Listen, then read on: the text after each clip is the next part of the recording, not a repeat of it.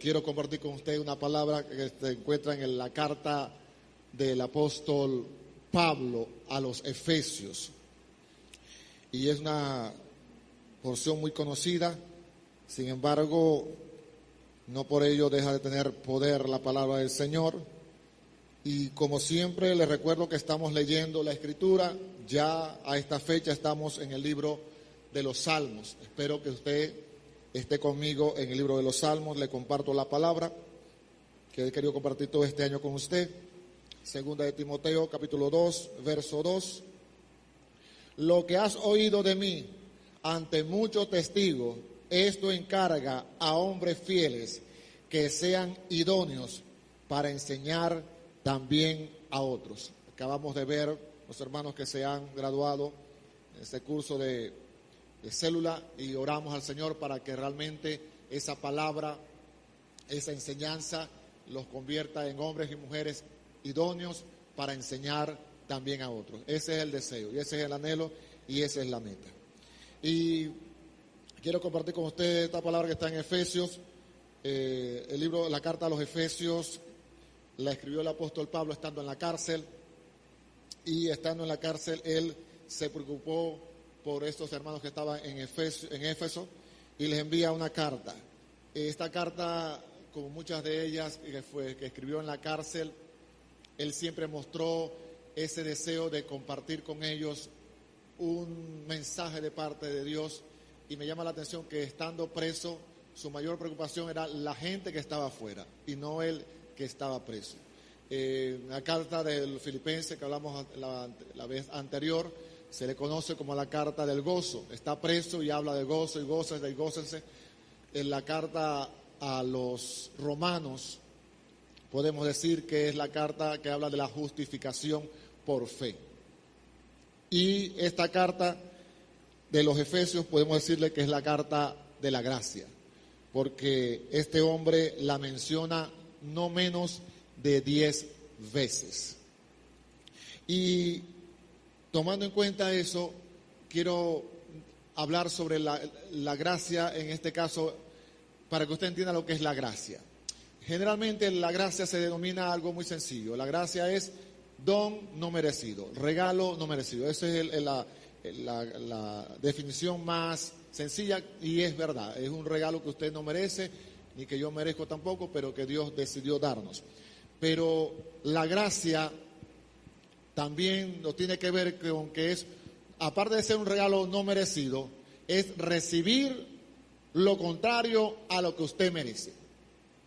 Le repito, la gracia es no solamente recibir, no recibir algo que usted no merece, sino que recibir lo que usted ni siquiera merece. Recibir lo contrario a lo que usted merece. La Escritura dice, la paga del pecado es muerte, eso es lo que usted merece, pero usted recibe lo contrario. La dádiva de Dios es vida eterna a través de Cristo Jesús. Así que este hombre habla de eso en la carta de los Efesios, y quiero que usted me acompañe rápidamente a pasar rapidito por la carta para luego centrarnos en la parte que quiero compartir con usted hoy.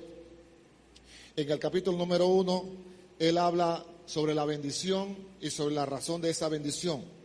En el capítulo 1, en el verso 3 y 4 dice de la siguiente manera: bendito sea el Dios y Padre de nuestro Señor Jesucristo, que nos bendijo con toda bendición espiritual en los lugares celestiales.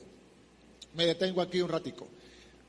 Aquí dice el apóstol Pablo, le dice a los de Éfeso: señores, amados hermanos, Dios nos ha bendecido con toda bendición espiritual en los lugares celestiales. Nos ha bendecido, ya lo hizo, ya recibimos la bendición. Hago esta acotación, ¿por qué? Porque hoy a veces escucho que la gente dice, hay que pelear la bendición. Pelea tu bendición, como Jacob peleó la bendición. Bueno, realmente Jacob lo que hizo realmente fue reconocer que tenía necesidad de Dios, porque al final, si usted ve, cuando pelea con Dios, el hombre sale cojeando.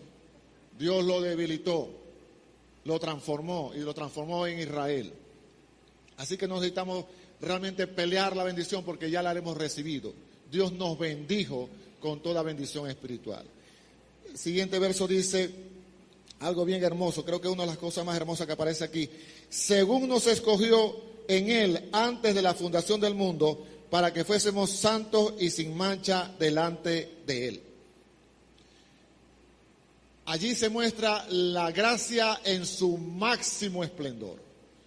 Porque dice, a veces pensamos que de alguna forma hicimos algo, o en este caso los hombres de Éfeso o las mujeres de Éfeso habían hecho algo para que Dios los salvara, pero ellos estaban metidos en pecado, en toda cosa terrible, que ahí lo vamos a ver un ratico, pero Dios decidió salvarlo a la gente de Éfeso. Y Él le dice algo más, mire, Dios los salvó a ustedes antes de la fundación del mundo. Antes que Dios creara todo lo que ustedes ven, ya Dios los tenía a ustedes en la mente para salvarlo. ¿Qué le está diciendo?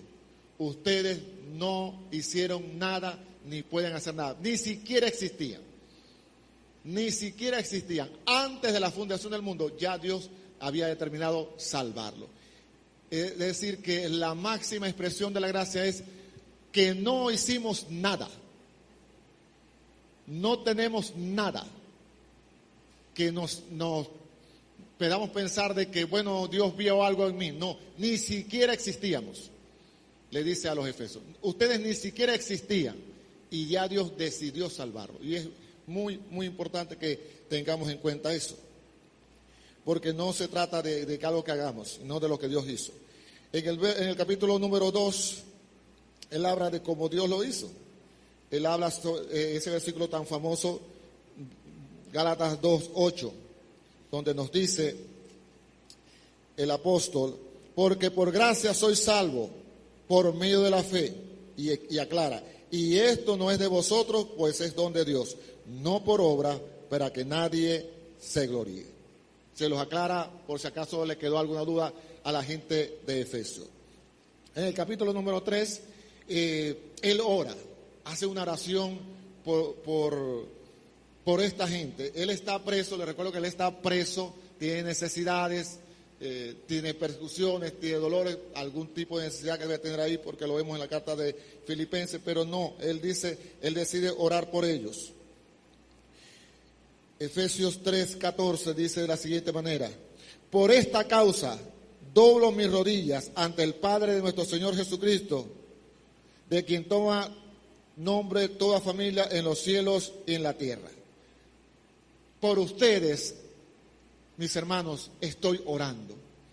Sí, estoy metido aquí, tengo necesidades, estoy preso, pero no voy a orar para que me saquen de aquí.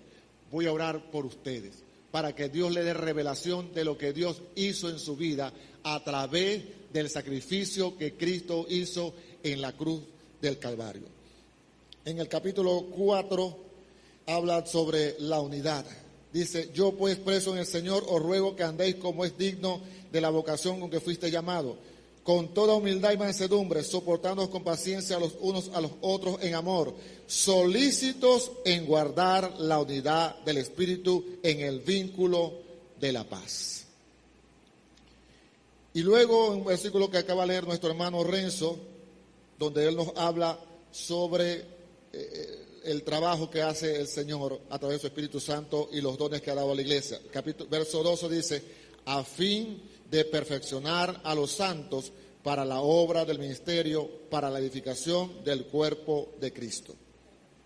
Dios dio dones ministeriales, apóstoles, profetas, maestros, evangelistas, pastores, con la intención, con el deseo, con la misión de ayudarlos, de formarlos y de levantarlos y de formarlos cada día más a la imagen de Jesús. Como dijo nuestro hermano Renzo, nosotros somos sus consiervos. No estamos acá como los que más, como los que mandan, no. Dios coloca pastores, coloca maestros, coloca evangelistas, apóstoles, profetas, para servir a su iglesia, para que formen a su iglesia, para que la iglesia crezca y cada día se parezca más a Jesús. Aquí ninguno es mayor, el profeta no es mayor que el maestro no es mayor que el apóstol, todos somos iguales, con la idea de levantar a Cristo. Aquí el artista, el importante se llama Jesucristo, y eso lo da a entender el apóstol allí. En el capítulo número 5 habla sobre el sacrificio de Jesús. Dice en el verso 1, sé pues imitadores de Dios como hijos amados y andad en amor como también Cristo nos amó y se entregó a sí mismo por nosotros, ofrenda y sacrificio a Dios en olor fragante. Recuerden que en el Antiguo Testamento se mataba el animal, se ofrecía al Señor, se quemaba, pero ya dice no, aquí vino Jesús.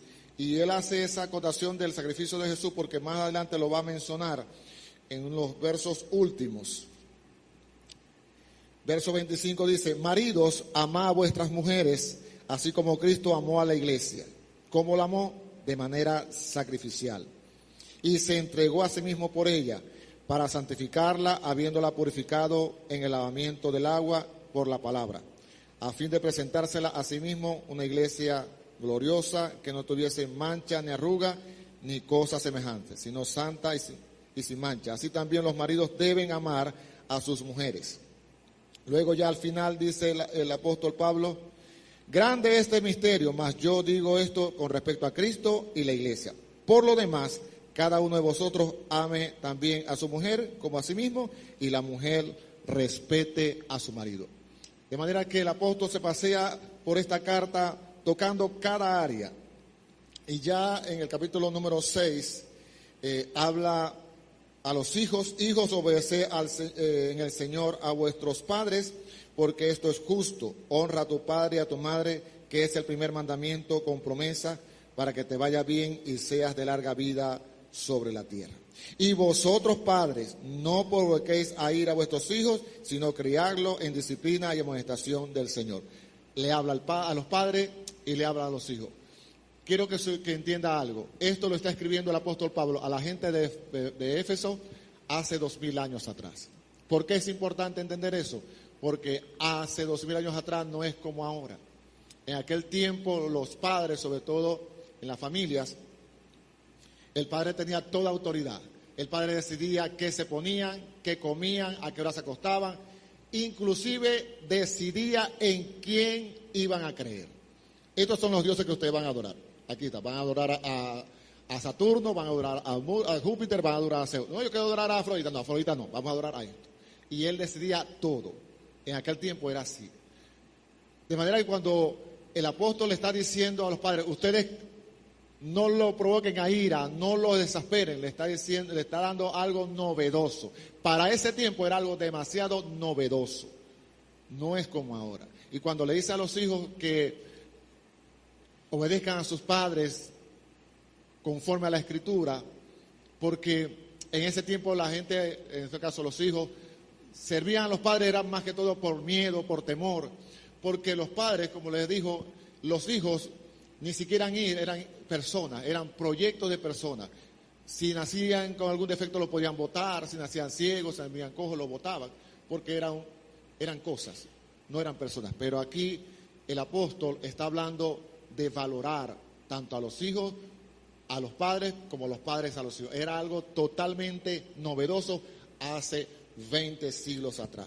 Y luego más adelante les dice algo bien interesante.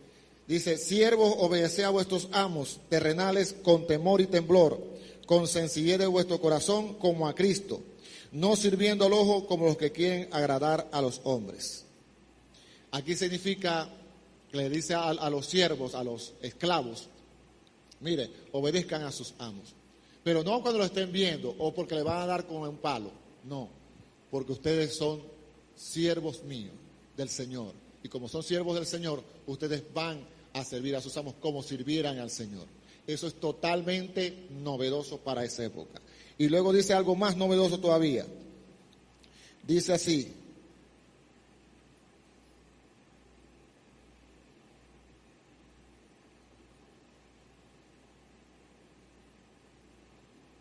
Y vosotros, amos, haced con ellos lo mismo. ¿Qué cosa? Sírvanle, ayúdanlo, ámenlo, dejando las amenazas, sabiendo que el Señor de ellos y vuestro está en los cielos y para Él no hay acepción de personas. Esto, introducido hace 2000 años atrás, era algo totalmente innovador. Que le dijeran a un amo cuyo esclavo era una cosa, le digan, amen a sus siervos, cuídenlo, protégenlo y no lo amenacen. Eso era algo totalmente novedoso, porque los esclavos eran una cosa. Es más, los esclavos varían tan poco que si se enfermaban lo botaban. No que no voy a ir al médico, no, lo botaban. Se dice que hubo una vez un siervo que rompió algo de cerámica a un emperador y lo mandó a matar, simplemente porque era más importante ese adorno que el esclavo. Entonces, esto que le dice el apóstol Pablo a los amos es algo totalmente novedoso y maravilloso. Y trayéndolo a nuestro tiempo, podemos decir que los esclavos son los empleados, los que trabajan en una empresa, los que trabajan por su cuenta. Entonces, ¿qué está diciendo ahí? Mire, ustedes trabajen no porque viene el jefe, el supervisor y los está viendo, no. Trabajen porque ustedes son siervos de Cristo, para que ustedes honren a Cristo con su trabajo. Eso es lo que nos dice a nosotros en este tiempo. A veces nos mandan a hacer algo y decimos, bueno, ahí no está el jefe. Voy a acostarme, como decimos nosotros, a echarle carry, voy a jugar palito. Pero no, aquí nos dice el Señor, no, ustedes no hagan eso, no esperen que lo vea el jefe. Trabajen para el Señor. Honren al Señor con su trabajo. Y a los jefes o a los dueños de empresa le dice, mire, traten a sus empleados como a sus hermanos. Trátenlo con respeto. Eso lo está diciendo, si usted tiene una empresa y usted tiene trabajadores a su cargo, trátenlos con respeto. Aunque usted esté por encima de 1000 personas, 500 personas, 100 personas, trátelo con respeto. Eso es lo que enseña la Escritura. Y luego llegamos a la sección que quiero que toquemos hoy, que, por cierto, no le dije cómo se llamaba el tema de hoy se llama las batallas, la batalla espiritual y la batalla personal. Ubíquese en Efesios 10. Sé que es un texto muy conocido, así que voy rapidito allí. Por lo demás, hermanos míos, fortaleceos en el Señor y en el poder de su fuerza. Vestíos de toda la armadura de Dios para que podáis estar firmes contra las acechanzas del diablo. Efesios 6:10. Estamos en Efesios, ya estamos al final. Efesios 6, verso 10. Vestidos con toda la armadura de Dios para que podáis estar firmes contra las acechanzas del diablo. Porque no tenemos lucha contra sangre y carne, sino contra principados, contra potestades, contra gobernadores de las tinieblas de maldad en las regiones celestes. Por tanto, tomando en cuenta esto, Efesios, por tanto, tomad toda la armadura de Dios para que podáis resistir en el día malo. Y habiendo acabado todo, estar firmes. Está pues firmes, ceñidos vuestros lomos con la verdad, y vestidos con la coraza de justicia, y calzados los pies con el apresto del evangelio de la paz. Sobre todo, tomad el escudo de la fe, con que podáis apagar todos los dardos de fuego del maligno, y tomad el yelmo de la salvación y la espada del Espíritu, que es la palabra de Dios, orando en todo tiempo, con toda oración y súplica. No le voy a decir lo que significa cada una de las piezas de la armadura, porque allí lo dice claramente. Lo que quiero que tomen en cuenta es que él le está diciendo, mire, yo le dije todas aquellas cosas, pero ahora sí, mire, hay peligros para aquel que sigue y sirve al Señor. Hay peligros en la comunidad porque muchos van a querer matarlo, hay peligros en la contaminación del ambiente que ustedes están viviendo, pero también hay peligros espirituales. Hay principados, hay potestades, el diablo los quiere destruir. Así que ustedes tienen que armarse de valor. Y estas son las herramientas que van a usar. Y es muy importante porque quiero hablar de cada una de esas herramientas o de cada una de las cosas que él menciona. Y lo primero que comienza a decir es, ustedes tienen que tener la verdad. Con la verdad. Deben andar en verdad. Para que puedan ustedes tener esa armadura, toda esa armadura que él describe allí, por supuesto, está haciendo una analogía de la armadura que usaban los romanos, los soldados romanos. Ellos lo entienden, por eso es muy visual para ellos, usted quizás no. Pero lo que importa es que usted tiene que tener la verdad para poder luchar contra el maligno. Él le dice, ustedes tienen que armarse con la verdad para que puedan vencer al maligno que los va a atacar. Pero también tienen que tener justicia, deben ser una gente que anda en justicia, porque hemos sido justificados, le dice a los Efesios. También tienen que tener el evangelio, predicar el evangelio de la paz. Y otra de las herramientas que necesitan ustedes tener es la fe en Cristo, la fe en Dios. Tengan en cuenta la salvación que Dios logró en la cruz del Calvario. Y eso ya se los dijo en los primeros capítulos. Y, por supuesto, no pueden dejar de conocer la palabra del Señor. No pueden dejar de meditar en la palabra del Señor. No pueden dejar de usar la palabra del Señor. Para que ustedes puedan vencer las acechanzas del maligno, para poder vencer las acechanzas del enemigo, de las potestades, de los principados, tienen que conocer la palabra. Y ellos, por supuesto, están escuchando todo eso. Digo que están escuchando porque en esa época, para que usted sepa, no era que la gente le llegaba la carta de Efesios y le llegaba una copia a cada uno, no. Llegaba la carta y como solamente el 10% en esa época sabía leer, alguien se paraba y leía la carta a la iglesia. No era que todo el mundo sabía leer. Entonces ellos, escuchando todo eso, están pendientes de lo que tienen que hacer. Y eso es muy importante. Y una de las cosas que le dice, otra de esas herramientas o de estos elementos que tienen que tener en cuenta es la oración. Y lo dice un hombre que estaba orando por ellos estando preso. Él no está preocupado por salir de allí, no es que no quiera salir de allí, sino que sabe que esa gente a la que él le predicó, esa gente a la que él le llevó el mensaje, a la que llegó para que conocieran a Jesucristo, están en peligro. Así que él está preocupado es más por ello que por su vida. Y por eso le dicen, ustedes tienen que estar orando. Y luego aquí en la parte final de este versículo, él dice, velando en todo, el verso 18, y orando en todo tiempo, con toda oración y súplica en el Espíritu, y velando en ello con toda perseverancia. Sigan orando y súplica por todos los santos y por mí, a fin de que al abrir mi boca me sea dada palabra para dar a conocer con denuedo el misterio del Evangelio, por lo cual soy embajador en cadena, que con denuedo hable de él como debo hablar. Esto es bien llamativo, porque este hombre está, como lo dije, encerrado en la cárcel, y en vez de decir, ustedes están orando, mire, oren por mí para que me saquen de aquí.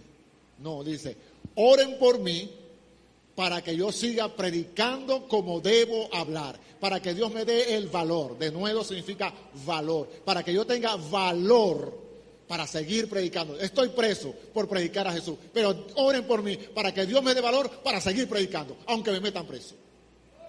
Y eso debería llamarnos la atención, porque, y otra cosa que debe llamarnos la atención, que el apóstol Pablo no se cree un superdotado. Oren por mí. Por favor, hagan súplicas por mí, clamen al Señor por mí. Él no es un superdotado y ninguno de nosotros lo es. Ningún pastor, ningún hombre que está sirviendo al Señor somos superdotados. No lo crea, no se imagine eso. El hermano Renzo no es un superdotado, ni Efraín, ni John Jairo, ninguno de nosotros. Somos siervos suyos. Oramos al Señor, quizás sabemos un poquito de la Biblia porque tratamos de aprender cada día un poquito más, pero no somos superdotados, necesitamos su oración también. Así como el apóstol Pablo oraba, también les pido que oren por nosotros, oren por nuestras casas, oren por nuestra familia, oren por nuestras vidas, oren para que nos mantengamos firmes con el valor para seguir sirviéndoles a ustedes. No somos superdotados, no crean. No voy a creer, no, Argenis, él ora mucho, o él sabe mucho. No, Renzo sabe bastante. No. Si tenemos años en el Evangelio es por la misericordia del Señor, solamente por eso. No porque somos más fuertes que ustedes, no lo crean, no se lo imaginen. Así que el apóstol comienza a decirles, oren por mí. Y por eso les quería hablar sobre esto, porque tenemos batallas que pelear. Ellos, los efesios, tenían batallas que pelear. Toda esa cultura en la cual ellos vivían era una cultura totalmente contaminada, en la cual él les dice, miren, no se embriaguen de vino, llénense del Espíritu Santo, porque eso era muy común en esa época. Busquen la presencia del Señor, sigan orando. Miren, enójense, ok, se pueden enojar, pero no hagan que ese enojo, que esa rabia los haga pecar. Ahí dice, airaos pero no pequéis, se lo estoy diciendo parafraseándose.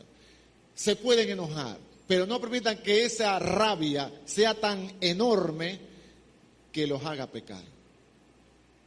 Pero para que eso suceda, amados hermanos, tenemos que estar llenos del Espíritu Santo, llenos de la unción de Dios. Y algo que quiero aclarar sobre la unción. La unción, antes se hablaba mucho, hoy también se habla mucho. Se cree que la unción es una cosa o es algo. Déjame decirle que no es así. En el Antiguo Testamento la unción era representada por cosas, sí, en el Antiguo Testamento. Sobre todo lo más representativo del Antiguo Testamento de la unción era el aceite. El aceite, usted sabe, había que nombrar un sacerdote, le echaban aceite.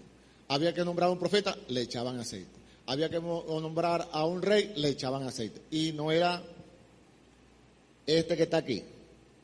Este poquitico que está aquí y agarramos la gotica ahí y le untamos ahí, ya hermano, ya lo ungimos. No. Era un litro, más o menos como un litro de aceite que lo vaciaban en el profeta, en el rey o en el profeta, rey y sacerdote. Por eso usted lee en el Salmo que dice, como el buen óleo, el buen aceite que desciende sobre la cabeza de Aarón y baja por su barba y baja por su vestidura, porque eran básicamente sumergidos, bañados en aceite. En aquel tiempo era una cosa que representaba la unción. Pero en este tiempo, para que usted sepa, no es una cosa, es una persona y se llama el Espíritu Santo. Nosotros, la unción no es otra cosa que la presencia de Dios en nosotros a través de su Espíritu Santo, que como leíamos hace rato, estaba con nosotros, pero ahora está en nosotros, porque hemos recibido a Cristo Jesús, así que Él habita en nosotros.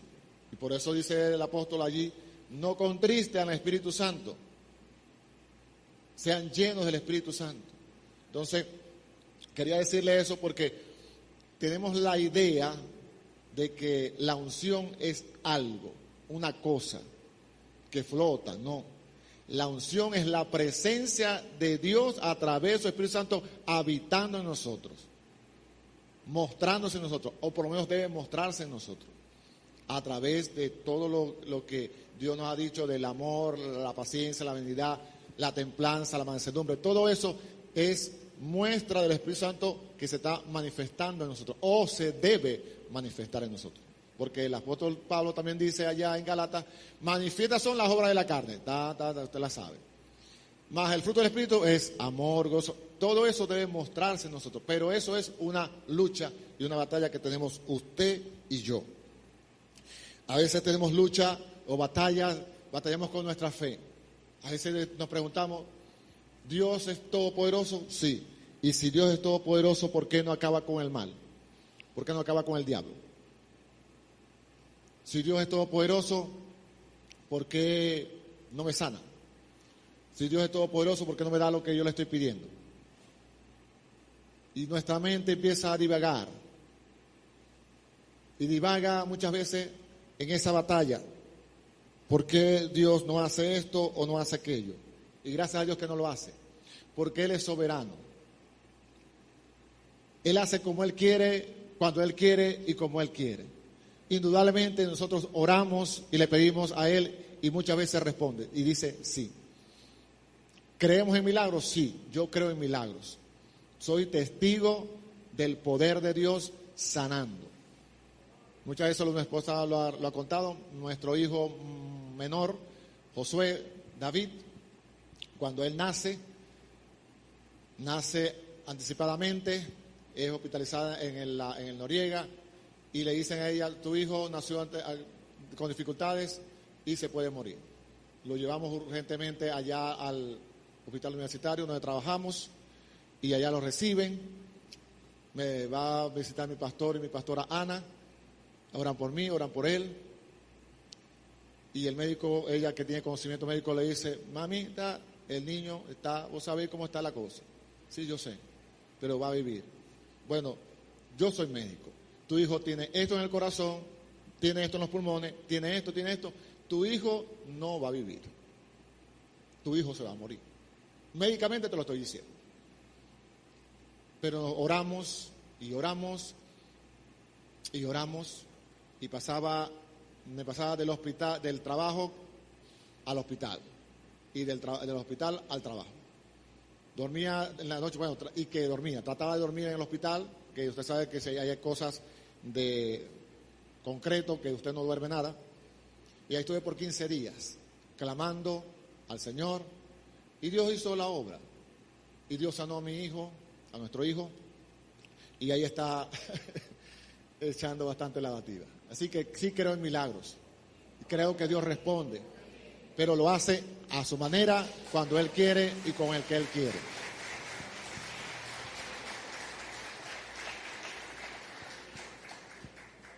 Le digo todo esto porque hay algo que es más importante que los milagros. A mí me encanta leer el libro de los Hechos cuando veo esos milagros que suceden allí con los apóstoles. Sin embargo, si usted va leyendo el libro de los Hechos, a medida que va avanzando, los milagros se hacen menos evidentes o menos presentes. Usted ve son las conversiones, gente salvándose, Dios salvando gente, Dios transformando gente, y se ven menos milagros. Porque el mayor de los milagros es la conversión del ser humano. Creo que uno de los mayores milagros fue la resurrección de Lázaro. Estaba muerto 4 días, podrido, y Jesús grita, ¡Lázaro, ven fuera! Y yo grito así porque no imagino que él no le dijo, Lázaro, ¿podéis salir? Dice que gritando, alzó la voz, y no tenía micrófono, por cierto. Y el hombre sale amarrado, así que eso fue algo portentoso. Sin embargo, si usted ve en el Juan 5, cuando está el enfermo allá de Betesda, en el pozo de Betesda, dice que había muchos enfermos que iban para allá para esperar que se moviera el agua por un ángel. Y el primero que se metía recibía sanidad de cualquier enfermedad. Y estaba un hombre que estaba enfermo, estaba en camilla, el paralítico, y este hombre le dice a Jesús, ¿queréis ser sano? Señor, pero estoy tullido, ¿cómo me meto ahí? Cuando voy, no puedo meterme. Cuando yo voy, ya otro se metió. Levántate. Y el hombre se levanta y sale corriendo, pues, sano completamente. Y eso es sorprendente, y eso es maravilloso. Pero lo más sorprendente es que habían muchos enfermos y sanó uno. Habían muchos enfermos allí y sanó uno solo. Y después que lo ve, le dice, ¿sabe qué lo que le dice? No peques más para que no te venga algo peor. De manera que la intención de Jesús siempre ha sido salvar al hombre. Él vino a sanar y a salvar lo que se había perdido. La comunión del hombre con Dios. ¿Es importante sanar el cuerpo? Sí. Y oramos por eso. Y hemos visto milagros. Y vamos a seguir viendo milagros. Y vamos a seguir orando por milagros, prodigios y maravillas. Porque Dios los hace. Pero el mayor de los milagros que debemos nosotros batallar es la salvación de las almas. Que la gente conozca a Jesús y se arrepienta. Jesús comenzó a decir, arrepentíos y convertíos y creed en el Evangelio. Y usted ve que Jesús, la prioridad de Jesús era que la gente conociera del reino de Dios, que conociera a Dios como Rey, como Señor de su vida. Si sanaba, si levantaba gente. Pero si usted ve la multiplicación de la comida, la hizo 2 veces. Una vez 5,000 y otra vez 4,000. Pudo haber hecho más. Era Dios hecho carne. Pero solamente lo hizo 2 veces. Y les dijo, ustedes me buscan por la comida que les di. Trabajen por la comida que no perece. Y después le dice, el que coma mi carne y beba mi sangre, este no verá muerte. Le estaba hablando de su sacrificio que iba a ocurrir muchos días después.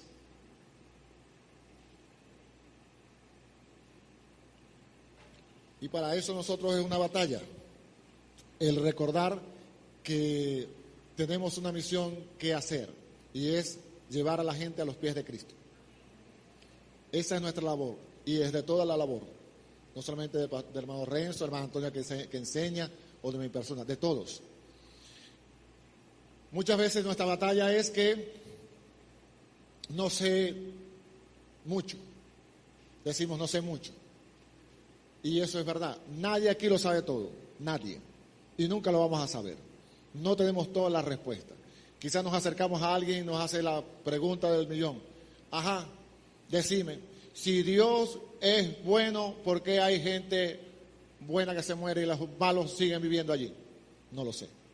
La respuesta sabia, no lo sé. Ajá, si Dios es todopoderoso, ¿por qué no sana a esa gente? No lo sé. Pero te quiere salvar a ti. Quiere salvar tu alma.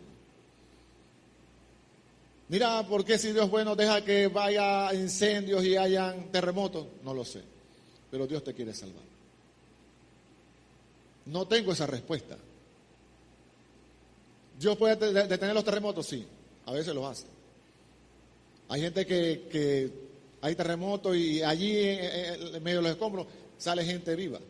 La gente, los bomberos quedan asombrados cómo esa gente estuvo 2, 3 días allí.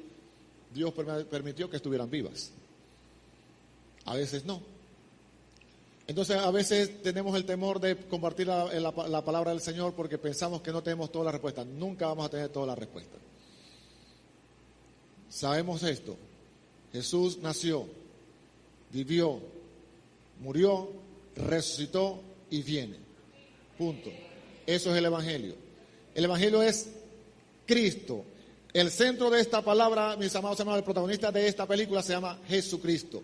Desde Génesis 3:15, pondré enemistad entre ti y la simiente de la mujer. 3:15 hasta Apocalipsis 22:21. El protagonista de esto es Cristo. Y hablando de Apocalipsis, para mí es uno de los libros más maravillosos que hay. No sé cuántos lo han leído. Hablaba con alguien de leer la escritura completa, me decía, no, Apocalipsis no, uy. Eso me da miedo. Y me extrañó que dijera eso. Pero después lo entendí porque dijo, uy, eso no lo tengo muy alejado de mí. Porque no entiende que Apocalipsis es spoiler. ¿Ustedes saben que no son spoilers? Los que nos gustan las películas. Los spoilers es cuando usted ve adelantos de algo, de una película en todo caso. Por decirles, los que no han visto películas como El sexto sentido de Bruce Willis, ¿no lo han visto? Bueno, si no lo han visto, le hago spoiler. Bruce Willis está muerto desde el principio al final de la película. Eso es spoiler, si no la vio, por supuesto.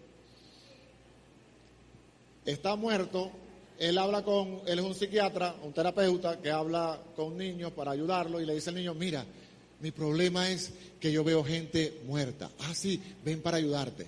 Y le empieza a examinarlo y a preguntarle y a hacer... Y la madre le dice, no, es que mi hijo está enfermo, mi hijo tiene problemas mentales porque él dice que ve muertos. No importa, señora, yo le voy a ayudar y lo voy a ayudar. Y cuando usted ve al final, él está muerto. Spoiler. Por eso le digo que me encanta Apocalipsis, porque ahí están todos los spoilers. En Génesis, usted se destruye todo.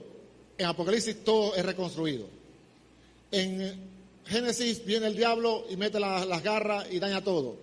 En Apocalipsis dice, el diablo está saliendo a la calle porque le queda poco tiempo.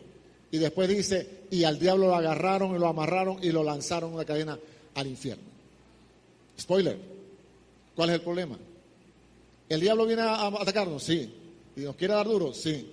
Pero, spoiler, está vencido. Cristo lo venció en la cruz del Calvario. Y Apocalipsis es la verificación de ese vencimiento. Allí en Apocalipsis usted puede ver eso. En Apocalipsis usted ve en Génesis ve que todo está, que la tierra ya no da fruto, que está ahora cardos y con mucho esfuerzo. Y allá en Apocalipsis usted ve que todo está bien acomodado, bien bonito. Hay árboles frutales, dan vida. Todo está reconstruido. Así que por eso a mí me encanta el Apocalipsis. Porque cuando usted lee Apocalipsis y usted lee Génesis, usted dice, no, pero estoy con el equipo ganador. El diablo sigue haciendo cosas, pero Dios lo venció. El dragón, la serpiente antigua, el falso profeta, todos para el hoyo, al infierno, todos. Y los lavados con la sangre de Jesús, reinaremos con él. Es lo que dice Apocalipsis. Por eso a mí me encanta Apocalipsis. No tiene que tenerle miedo, tiene que verlo con ojos de revelación. Señor, ¿qué significa esto? Porque hay muchas imágenes y esas imágenes confunden muchas veces y la gente busca darle el significado que ni siquiera tiene. ¿Quién es el anticristo? No sé. El anticristo, de hecho, es todo aquel que se opone a Cristo. Pero no me interesa quién va a ser ese personaje. Me interesa quién es Cristo, el verdadero león de Judá. Porque la Biblia dice allá en Pedro, el diablo anda como león rugiente, buscando a quien devorar, como león. Pero no dice de eso de Jesús. Dice, el león de la tribu de Judá. ¿Usted ve? El diablo es como un león, pero Jesús no. Jesús es el león que ruge y el diablo sale corriendo. Y nosotros nos alegramos. Así que esas son las batallas que tenemos nosotros por delante, pero es necesario que cada una de ellas logramos vencerla y la logramos vencer en Cristo. Recuerde siempre eso, es por Cristo y en Cristo, es por su gracia y por su bondad. La Biblia nos dice que es el alfa y la omega, el principio y el fin. Y a veces nosotros no apreciamos eso. Es como la iglesia. La iglesia, si usted se pone a ver, la iglesia, está la iglesia universal que está en todas partes del mundo. Y somos parte de esa iglesia. Usted va a China y usted quizás no habla chino, pero si lo habla allá, pues se puede congregar en una iglesia en China o en Japón o en Francia o en España, porque es la iglesia universal que Dios compró con su sangre. Y debemos darle gracias a Dios porque Dios nos insertó a través de su Hijo en su iglesia. Pero también debemos darle gracias a Dios que nos ha insertado en una iglesia local y debemos amar la iglesia local. Debemos apreciar el reunirnos como iglesia. Recordemos cuando en el 2020 no podíamos hacerlo. Por ley no podíamos hacerlo. Y yo recuerdo que había gente que decía, mira, ¿cuándo van a abrir la iglesia? ¿Cuándo van a abrir la iglesia? Y al final logramos poco a poco abrirla y ahora que estamos completamente abiertos, gente no viene. O se van para otra parte. Y yo me pongo a pensar, ¿por qué pasa eso? No apreciamos, no valoramos la iglesia. Ahora usted me podrá decir, Argeni, lo que pasa es que en la iglesia hermosa hay mucha gente difícil. Sí, yo soy la primera. Eso es verdad. Aquí vemos gente difícil. Yo soy el primero. Hay mucha gente que tiene muchos defectos. Yo soy el primero. Eso es verdad.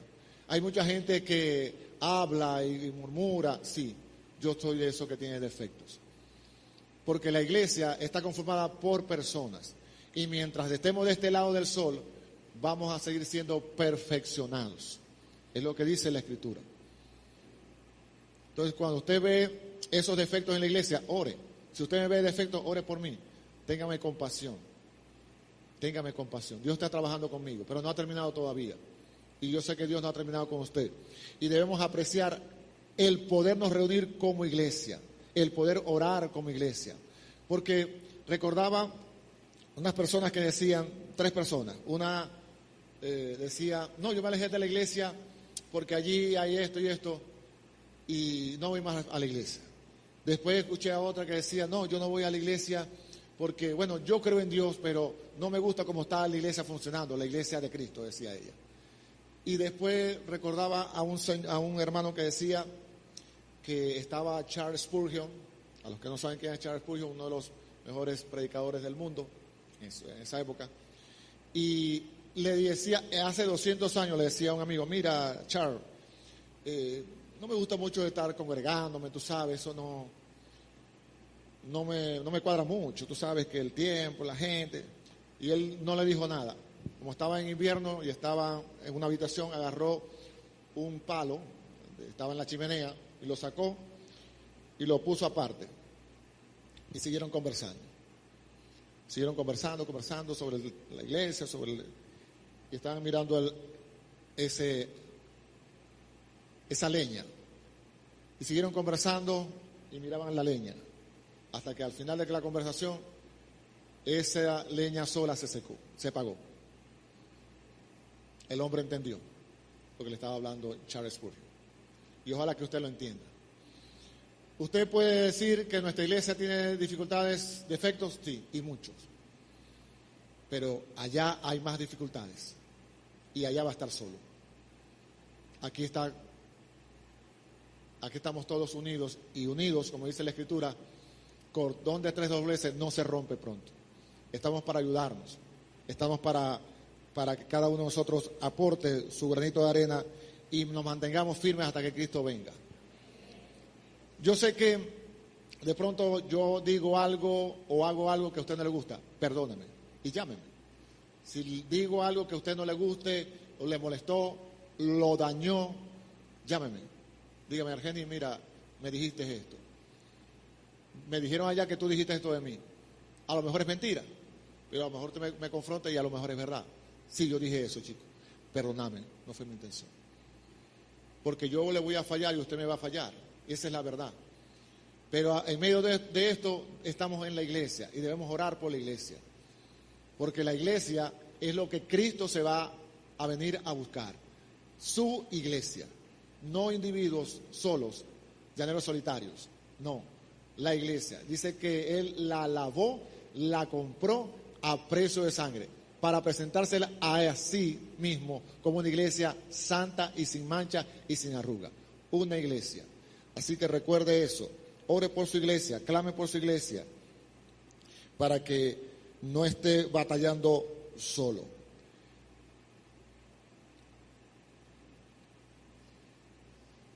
Dijo un hombre hace muchos años atrás, John Newton: yo solo recuerdo 2 cosas, y espero que usted las recuerde hoy. Yo solo recuerdo 2 cosas: que soy un gran pecador y que Cristo es un gran Salvador. Espero que usted también lo recuerde y que usted lo crea. Pido al Señor que en esas batallas que usted tiene y que yo tengo, no estamos solos y que el Espíritu Santo está para ayudarnos. Es el gran consolador, el otro consolador. Si tú estás aquí y nunca has recibido al Señor, quiero decirte que esta es tu oportunidad. Si escuchaste la palabra hoy, puedes hoy recibir a Jesús como Señor y Salvador de tu vida. Necesitas a Jesús. Y lo sé, ¿por qué lo sé? Porque yo también, una vez, me dijeron, tú necesitas a Jesús. Y como yo nunca andaba robando, ni matando, ni atracando, ni haciendo esas cosas supuestamente malas, yo decía, no, yo no necesito a Jesús. Pero sí, no atracaba, no mataba, no asaltaba, supuestamente vivía una vida buena, entre comillas, pero solamente bueno es nuestro Dios. Así que si tú estás aquí y has escuchado la palabra hoy, tienes la oportunidad de recibirlo. Puedes levantarte o levantar tu mano y oraremos por ti para que lo recibas en tu vida, para que seas salva. Gloria a Dios.